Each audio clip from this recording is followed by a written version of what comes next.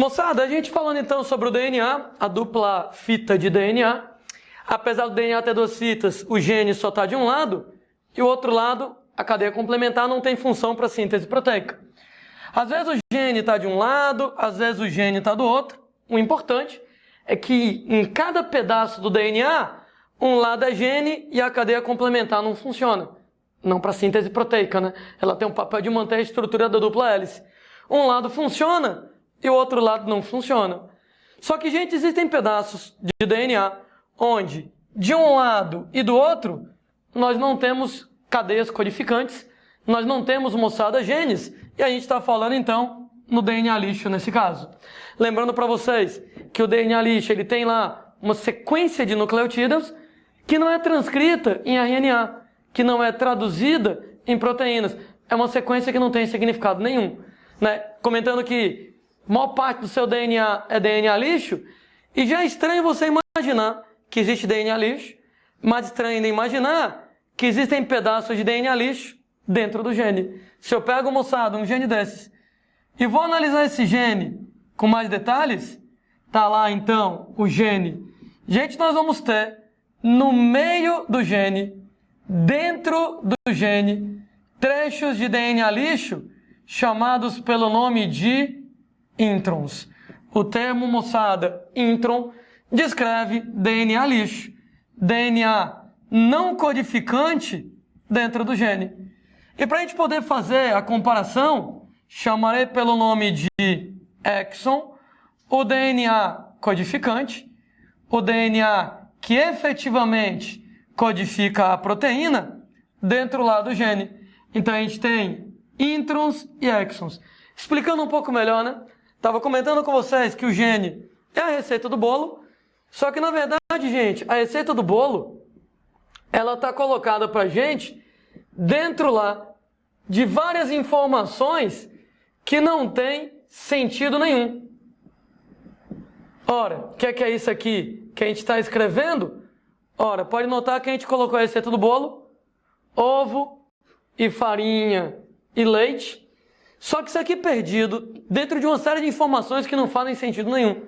Nesse caso, moçada, eu vou argumentar com vocês que essas partes que não fazem sentido, elas são os introns, DNA lixo no meio do gene, e essas partes da receita, elas são os exons, as partes efetivamente usadas para poder fazer o bolo.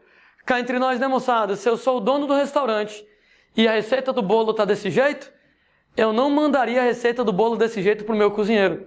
Vai que o cozinheiro não lê a receita direito e o bolo vai lá sair fuleiragem? Então o que é que eu vou fazer? Antes de mandar a receita do bolo para o cozinheiro, eu vou editar a receita do bolo. Eu vou tirar todos os pedaços da receita que não fazem sentido nenhum e vou juntar os pedaços da receita que fazem sentido de maneira, moçada, que agora a receita está lá bem bonitinha, ovo, farinha e leite, do jeito, moçada, lá que a gente vai colocar para o cozinheiro executar a receita. Ou seja, o gene, originalmente, ele vai ter várias informações que não participam da formação da proteína, que não fazem parte da receita do bolo, e a gente tem, moçada, como pegar do gene para o RNA mensageiro, que vai ser mandado para o cozinheiro, e remover essas partes que não fazem sentido. Como é que a gente trabalha com isso? Bom, muito bem, né? Na verdade, eu não tenho como tirar os introns de dentro do gene. Então, moçada, quando eu for fazer a transcrição, a gente vai lá, então, copia tudo numa molécula chamada de pré-RNA mensageiro, onde eu copio tanto os introns como os exons. Então, o exon me interessa, o intron não. O exon me interessa, o intron não. Mas eu copiei todo mundo.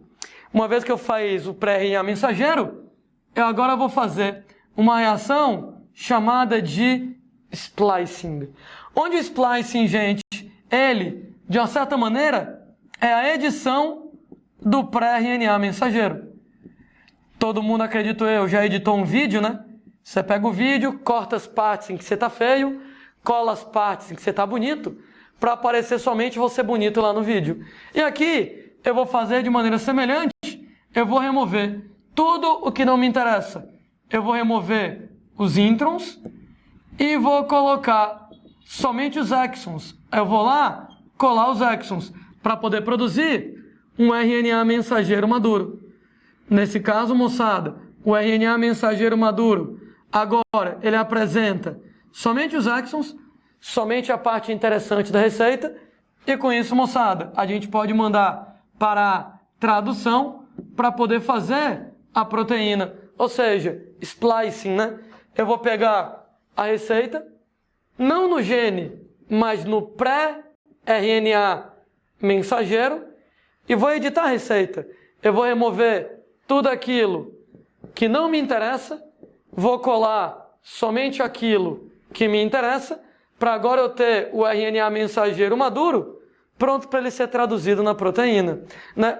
O nome splicing, em português, a moçada está tentando emplacar o nome recomposição para o splicing, já cheguei a ver isso em questões, mas cá entre nós, a moçada gosta mesmo é do nome splicing aí na brincadeira, né? Então de vez em quando vai aparecer recomposição, mas normalmente splicing. E quem é que faz mesmo cada uma dessas etapas? Ora, do gene para o pré-RNA mensageiro é a transcrição.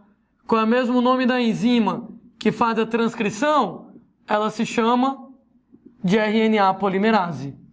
Do pré-RNA mensageiro para o RNA mensageiro, a gente vai ter o splicing. E quem faz o splicing é um corpo chamado de spliceossomo, onde o spliceossomo ele é constituído de moléculas de RNA. Sendo pessoas que do splicing eu fiz o RNA mensageiro, e do RNA mensageiro para a proteína, tradução, quem faz a tradução é o ribossomo. Importantíssimo para mim. Transcrição feita com a enzima RNA polimerase e splicing feito pelo spliceossoma acontecem no núcleo da célula. Enquanto que a tradução feita pelo ribossomo, a tradução ela vai ser feita ao nível do citoplasma. Ok? Então, transcrição e splicing são feitos lá no núcleo, enquanto que a tradução pelos ribossomos é feita lá ao nível do citoplasma. Como é que funciona o lance lá do splicing, né? Como é que o splicing ele é feito? A gente tem pessoas que para fazer o splicing, nós vamos pegar o pré-RNA mensageiro, então uma vez lá o pré-RNA mensageiro, estou colocando somente um pedacinho dele, então eu tenho exons, introns e exons, o que me interessa, o lixo, o que me interessa. E, gente, nós vamos usar pequenas moléculas chamadas de snRNA. As moléculas de snRNA é uma sigla em inglês para pequenos RNAs nucleares. O pessoal, então, lá, mais desenrolado em inglês, a sigla snRNA é pequenos RNAs nucleares.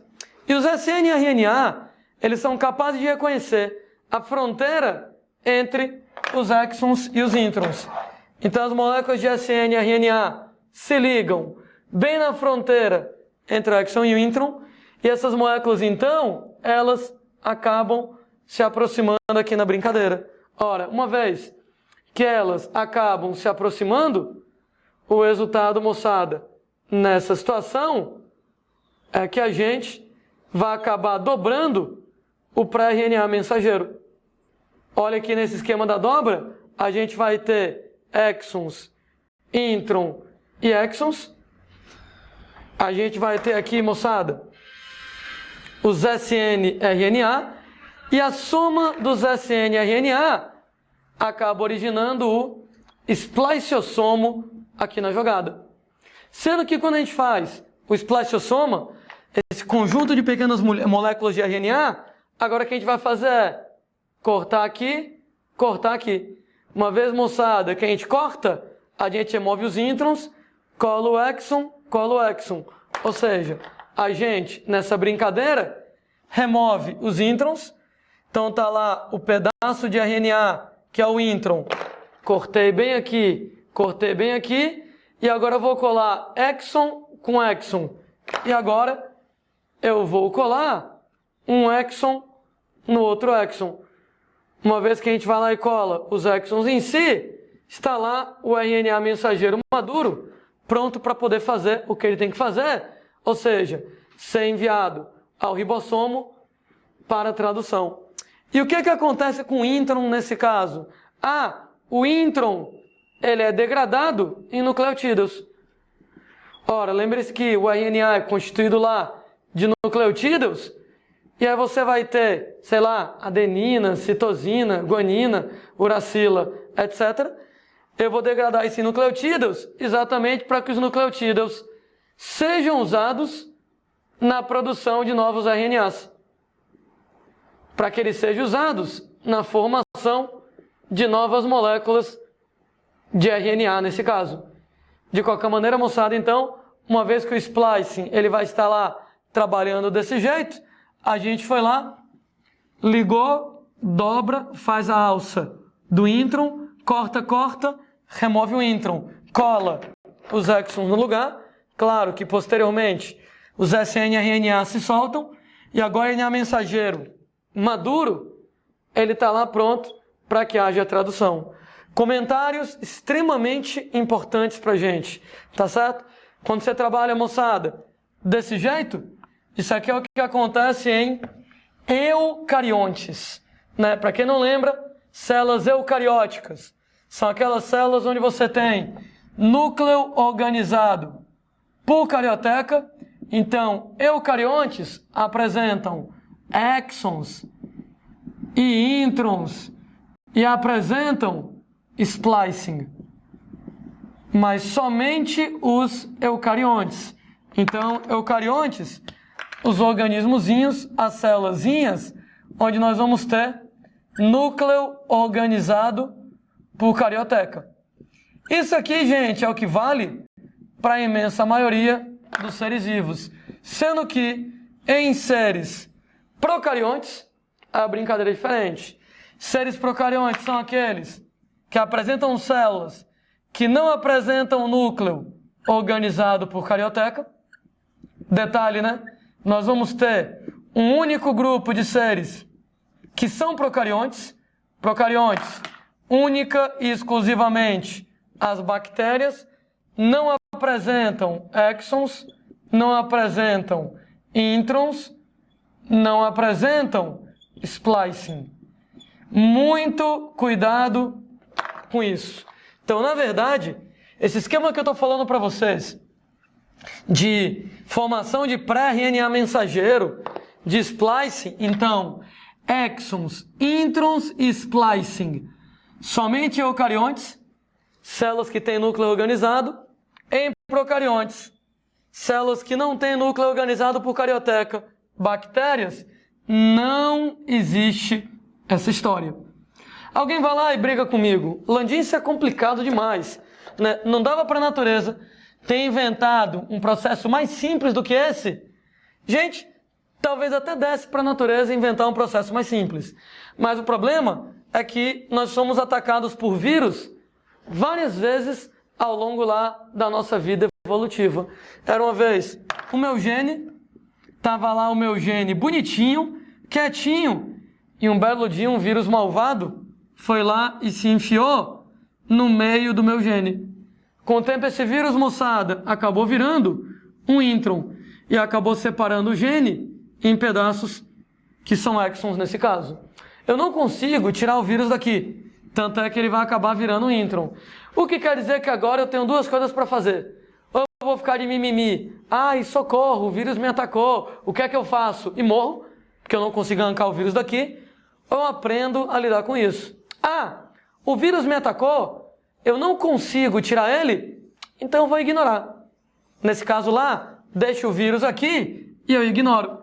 Sendo que, quando eu for fazer a transcrição, aí eu copio ele, junto com os exons, peguei exon, intron, o vírus, né, entre aspas, exon, e já que eu não consegui remover o vírus, o intron, no gene, no pré-RNA mensageiro, eu consigo remover. Eu vou lá, faço splicing, arranco, gente, o material genético do vírus, colo só o meu material genético, só os meus exons, e agora eu tenho um RNA mensageiro maduro. Ou seja, alguém está pensando, poxa, Landim, dava para fazer de modo mais fácil? Talvez desse. Entretanto, a natureza aprontou esse esquema com a gente. Lembrem que grande parte do DNA lixo, tipo 2/3 do DNA lixo, são vírus que entraram na gente e não saíram mais e que viraram introns. Como eu não tiro o vírus do gene, eu copio ele para o pré-RNA mensageiro e no splicing removo ele para fazer a RNA mensageiro maduro. Então é por isso que eu tenho que fazer tudo isso.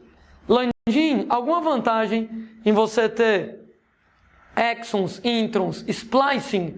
Durante muito tempo a gente imaginou que não, que acontecia porque tinha que acontecer. Mas se você parar para pensar, é um esquema muito complicado para que não tenha alguma coisa positiva em relação a gente. Nós só fomos entender por que isso é legal, gente, quando começou a sair o resultado do projeto Genoma Humano. Em 2003, moçada, foi concluído o famosíssimo projeto Genoma Humano. Beleza, como nós somos íntimos, nós podemos chamar pelo apelido PGH, Projeto Genoma Humano. E o projeto Genoma Humano, moçada, ele teve o objetivo de mapear, de sequenciar o genoma humano. Opa, o que é mesmo genoma nesse caso? Ah, gente, genoma, ele é exatamente o conjunto de todo o DNA do indivíduo.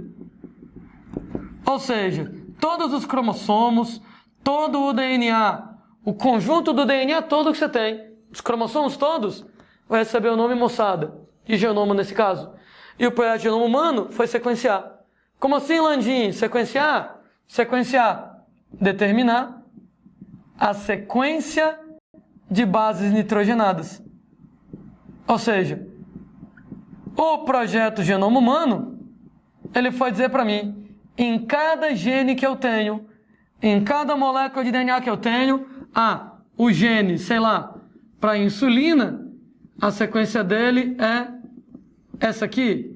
O gene para produzir o cabelo castanho do Landim e de todo mundo que tem cabelo castanho, tem lá a sequência diferente. Já no pessoal que tem cabelo azul, ou cabelo loiro, né? Tava confundindo lá com olho, que vai ter lá cabelo loiro, a sequência do gene já vai ser, nesse caso, diferente. Fato é, pessoas, que nesse caso, né, o projeto Genoma Humano foi mapear, foi sequenciar, determinar a sequência de bases do genoma humano, do conjunto de todos os DNAs que a gente vai ter em relação ao nosso material genético. Em 2013, moçada, a gente foi lá, concluiu o projeto Genoma Humano, e antes dele, nós já tínhamos algumas ideias sobre isso. Antes do projeto Genoma Humano ser concluído, valia aquela noção, aquela ideia da teoria um gene, uma proteína. Sendo que nós temos 100 mil proteínas no corpo humano. Como são 100 mil proteínas no homem, nós imaginávamos que houvesse 100 mil genes no genoma humano. De acordo, né, moçada, lá com a teoria um gene, uma proteína. Eu cheguei a dar aula desse jeito, comentando lá, projeto Genoma, ele está lá sendo concluído. Comecei a dar aula lá em 1994, né? Então a gente pegou uma boa época lá que o genoma humano estava sendo mapeado, estava sendo feito. E a gente comentava assim, olha, estão fazendo o projeto Genoma Humano, estão mapeando os 100 mil genes da espécie humana. Por que a gente achava que eram 100 mil genes? Ora, são 100 mil proteínas. Pela teoria, um gene e uma proteína, tinha que ser então 100 mil genes. Era desse jeito que a gente colocava. Entretanto, veio o projeto Genoma Humano e, gente, surpresa, a espécie humana não tem 100 mil genes. Após o projeto Genoma Humano, a gente descobriu que as nossas 100 mil proteínas, elas são codificadas por apenas 24 mil genes.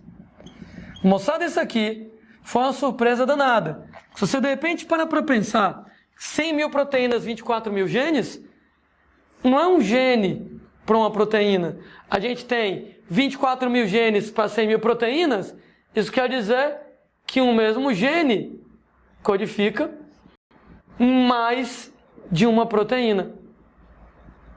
Ou seja, eu tenho 24 mil genes, 100 mil proteínas, em média, cada gene codifica algo em torno de 4 proteínas.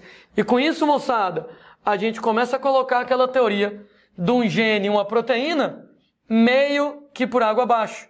Ou seja, a gente vai lá e começa a questionar a teoria um gene e uma proteína.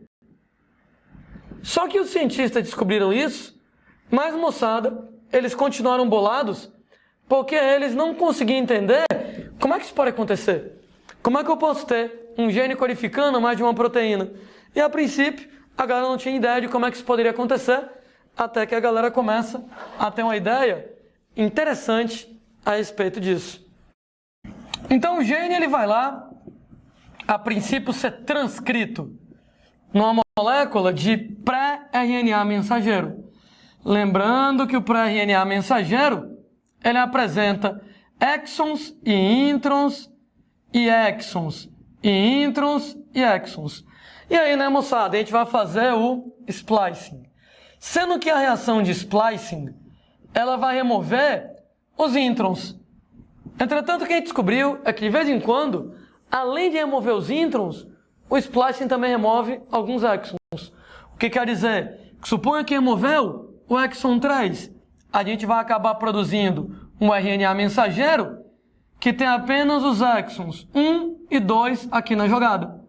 O que quer dizer que quando esse RNA mensageiro for traduzido, ele é produzido numa proteína, que eu vou chamar essa proteína uma sequência de aminoácidos, que vai ser a sequência lá 1, 2 aqui na jogada. Agora, isso na célula fulana, na célula X. Porque na célula cicrana, a brincadeira já vai ser diferente.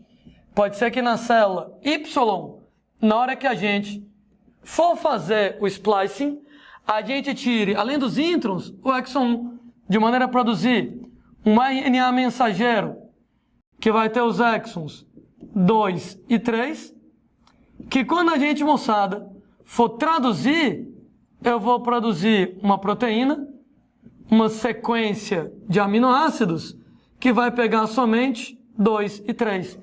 Moral da história? Com o mesmo gene, com o mesmo pré-RNA mensageiro, fazendo splicing de modos diferentes, na célula X eu vou produzir uma proteína X 1, 2. Na célula Y eu vou produzir uma proteína Y que ela vai ser 2, 3. Teoricamente, se eu trabalho com 3 exons, exon 1, 2 e 3, daria para produzir até 7 proteínas diferentes.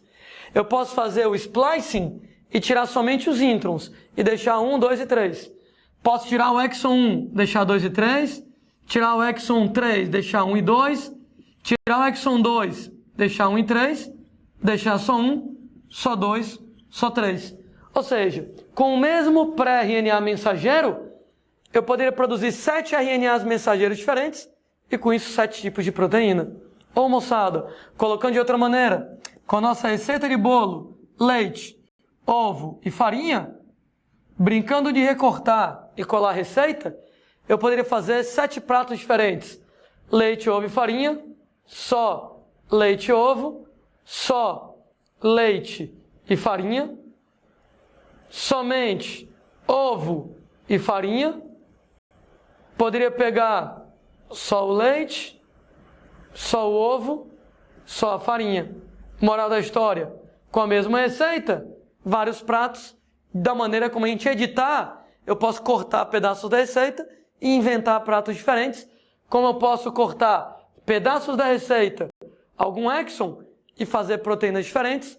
Chamamos essa situação pelo nome de splicing alternativo aqui nesse caso. Sendo, gente, que quando a gente fala para vocês em splicing alternativo, cada célula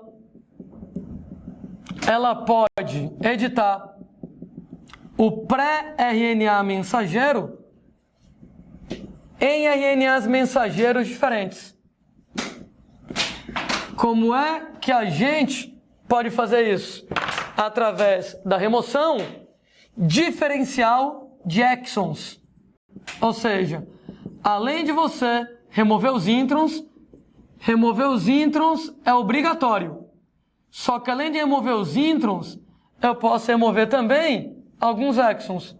O resultado, como a gente fabrica RNAs mensageiros diferentes, a gente leva a produção de proteínas diferentes a partir de um mesmo gene.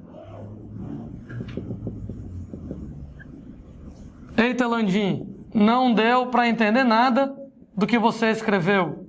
Beleza, vamos ler de novo. Cada célula, a célula X ou a célula Y, pode editar o pré-RNA mensageiro em RNAs mensageiros diferentes, removendo determinados exons. Por exemplo, na célula X, eu removi o exon 3, deixei o 1 e o 2. Na célula Y, eu removi o exon 1, deixei o 2 e o 3. No que eu fabrico RNAs mensageiros diferentes, eu fabrico proteínas diferentes a partir de um mesmo gene. Nesse caso, com o mesmo gene, eu produzi a proteína Y, 2, 3, e a proteína X, 1, 2, aqui na jogada. E por que isso aqui é tão importante para a gente? Beleza, né? Primeiro animal cujo genoma foi mapeado foi um verme nematelminto, um parente da lombriga, chamado Cenorhabditis elegans. Eita, esse cara aqui é um clássico da biologia, ele é super utilizado em pesquisas biológicas lá, porque ele é um animal muito simples de você estudar. E esse animal, vou chamar ele de lombriga, porque ele é um primo da lombriga, esse tipo de lombriga, ele, moçada, tinha 20 mil genes. Tem 20 mil genes. Daí a gente imaginava que o homem tinha 100 mil genes.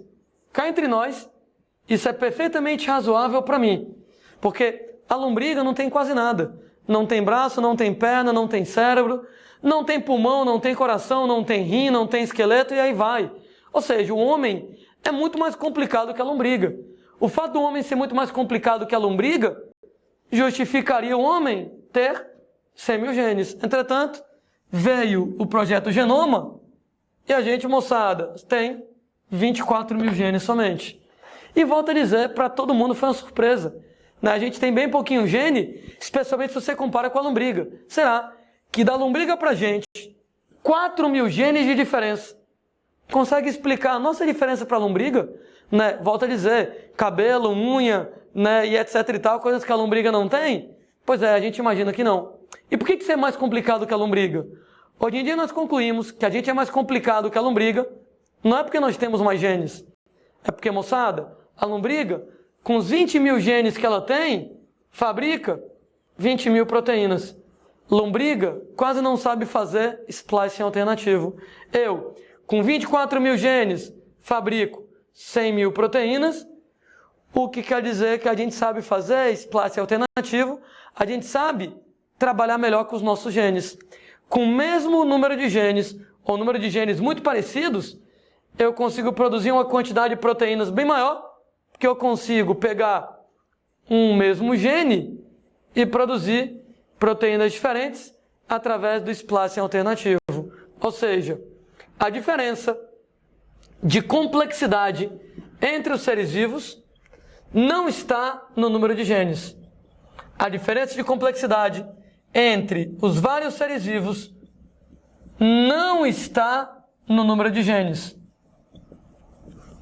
Nesse caso, está na habilidade de produzir várias proteínas através de um mesmo gene. Ou seja, quando a gente fala em produzir várias proteínas com gene, estou falando de splicing alternativo.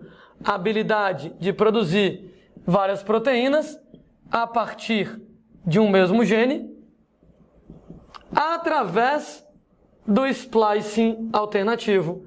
E, gente, nós humanos somos craques nisso, né? O homem, com 24 mil genes, consegue produzir 100 mil proteínas através do splicing alternativo. Toma cuidado com isso.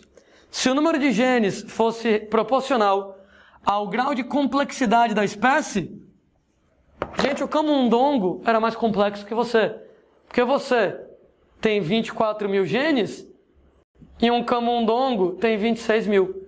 Em outras palavras, se o número de genes fosse o grau de fodice da espécie, o camundongo era mais foda do que você é. Aliás, o arroz era muito mais foda do que você é. Porque o arroz tem 37 mil genes. Gente, você é foda do jeito que você é. Mas não é, moçada, é pelo número de genes. Se fosse o número de genes, o camundongo, o arroz, seriam muito mais complexos. A complexidade dos seres vivos não é o número de genes. Não está no número de genes, e sim na habilidade de produzir múltiplas proteínas a partir de um mesmo gene através do splicing alternativo. Ou seja, por mais que o arroz ele tenha mais genes do que você tem, ele fabrica menos proteínas. Ele não sabe fazer splicing alternativo como você sabe. Você, mesmo com poucos genes, sabe trabalhar com seus genes. Você vai lá, pega os seus genes e consegue editar os pré-RNAs mensageiros para fazer várias proteínas, o que justifica o grau de complexidade. Então, apesar de você ter menos genes, eu digo sem sombra de dúvidas que você é mais complexo do que o camundongo ou do que o arroz. Nesse caso, não é o número de genes, é a habilidade de splicing alternativo. Por isso que introns, exons e splicing é importante. Notem bem por que é importante. Só existe splicing alternativo porque existe splicing. Só existe splicing porque existem exons e introns. Moral da história, né? Por que introns, exons e splicing são importantes?